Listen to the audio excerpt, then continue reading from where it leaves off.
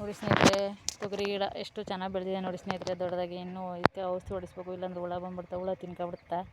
ಇನ್ನು ಈಗ ಸಣ್ಣ ಸಣ್ಣ ಮೊಗ್ಗು, ಇನ್ನು ಮೊಗ್ಗಚ್ಚಿಲ್ಲ ನೋಡಿ ಸ್ನೇಹಿತರೆ. ಇನ್ನು ಮೊಗ್ಗು ನೋಡಿ ಸ್ನೇಹಿತರೆ. ಏನು ಸೆತ್ತ ಸ್ನೇಹಿತರೆ, ಹೆಂಗೆ ಸ್ನೇಹಿತರೆ ಇದು ಉಳಿಸೋದು? ಯಾವಾಗೂ ಹಿಂಗೆ ಇದು ಸೆತ್ತ ಜಾಸ್ತಿ.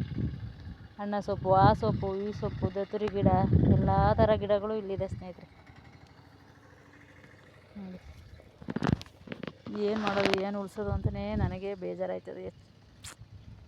ಇಷ್ಟೊಂದು ಸೆತ್ತಗಳು ಬರುತ್ತಲ್ಲ, ಏನು ಮಾಡೋದು? ಸುಮ್ಮನೆ ರೈತರಿಗೆ ಎಷ್ಟು ಕಷ್ಟ ಗೊತ್ತಾ ಸ್ನೇಹಿತರೆ.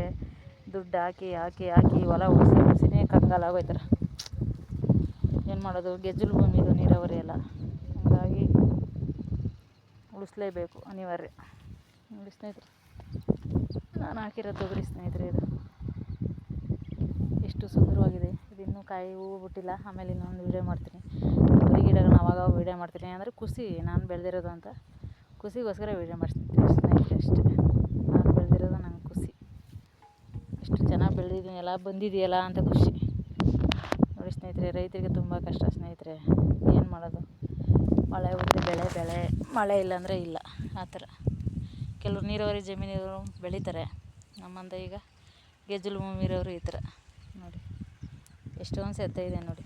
ಇದು ಯಾವ ರೀತಿ ಉಳಿಸೋದು ಅಂತಲೇ ಗೊತ್ತಾಯ್ತಿಲ್ಲ. ಎಲ್ಲ ಚಗರ್ಗಟ್ಟಬಿಟ್ಟೈತೆ. ಮೊದಲೇ ಒಂದು ಸರಿ ಉಳಿಸಿದ್ದೀನಿ, ಈಗ ಪುನಃ 2 ಸರಿ ನೋಟ್ರಿ ಹಾಕ್ಸ್ಬೇಕು. ಒಂದು ಸರಿ ಹುರುಳಿಕಾಳು ಚೆಲ್ಬಿಟ್ಟು, ಚೆಲ್ಲೋಕ್ಕೂ ಮುಂಚೆ ಒಂದು ಸರಿ ನೋಟ್ರಿ ಹಾಕ್ಸ್ಬೇಕು. ಚೆಲ್ಲಾದ್ಮೇಲೆ ಇನ್ನೊಂದು ಸರಿ ನೋಟ್ರಿ ಹಾಕ್ಸ್ಬೇಕು ಸ್ನೇಹಿತರೆ. ಹಿಂಗೆ ರೈತರದು. ಇಲ್ಲ ಕಡಿಮೆ ಅಂದರೆ ಒಂದು 3,000 ರೂಪಾಯಿ ಬೇಕು ಈಗ ಇದನ್ನು ಉಳ್ಸೋಕ್ಕೆ, ಉಳುಮೆ ಮಾಡೋಕ್ಕೆ. ಹಿಂಗೆ ಅದಕ್ಕೆ ತಕ್ಕಂಗೆ ಲಾಭ ಸಿಕ್ಕರೇನೋ ಪರವಾಗಿಲ್ಲ. ಸಿಕ್ಕಿಲ್ಲ ಅಂದರೆ ಸಿಕ್ಕಿದ್ರು ಮಾಡಬೇಕು, ಸಿಕ್ಕದೇ ಇದ್ದರೂ ಮಾಡಬೇಕು. ರೈತರು ಜಮೀನ ಬಿಡೋಕ್ಕಾಗಲ್ಲ. ಯಾಕೆಂದರೆ ಭೂಮಿ ತಾಯಿ ಯಾವತ್ತೂ ಸೂಲಬಾರ್ದು, ಖುಷಿ ಪಡಬೇಕು. ಅವ್ರ ಕೈಲಿ ಭೂಮಿ ನಮ್ಗೆ ಏನು ಕೊಡ್ತಾರೆ ಅದನ್ನು ಕೊಡಲಿ, ಅದಕ್ಕೆ ತೃಪ್ತಿ ಪಟ್ಕೊಂಡು ಮಾಡಬೇಕು ಸ್ನೇಹಿತರೆ. ಈ ಥರ